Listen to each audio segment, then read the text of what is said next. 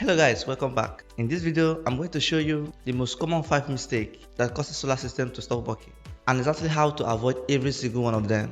No long talk, let's go straight into it. The first mistake is wrong wiring, and this is the most dangerous one.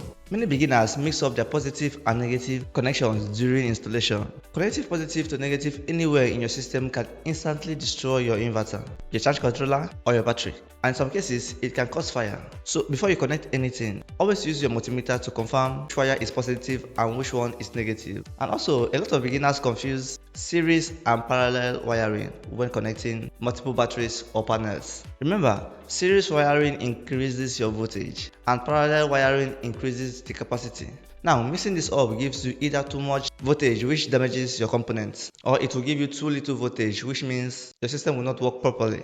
Always double check your wiring before you switch on anything. Now, the second mistake is undersizing the system. And this is the most common mistake people make. A lot of people buy a small inverter and battery to save money upfront, and then wonder why their battery drains into hours. Now, go back to episode number 3 where I showed you exactly how to calculate your system size. Do that calculation before you buy anything. It will save you from making this expensive mistake. If this is helpful, subscribe because there's more coming. Now, let's continue. Now, the third mistake is buying a fake or substandard component. And unfortunately, this is very easy to do. The market is full of batteries with inflected AH rating. A battery labeled 200 amp that actually perform like 100 amp. There are inverters with fake brand names that look exactly like the trusted brands but fail within months. To protect yourself, always buy from a reputable dealer with a physical address. Ask for a warranty document and receipt for every component. If a seller is reluctant to give you a warranty, that tells you everything you need to know. Stick to trusted brands we covered in episode 2, which are Felicity,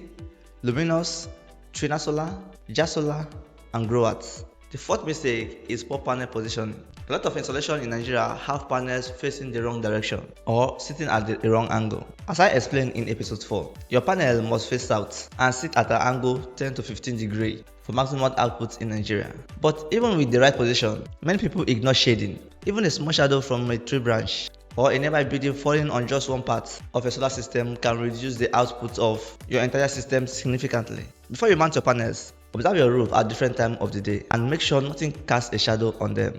A well-positioned panel gives you up to 30% more output than a poorly positioned one.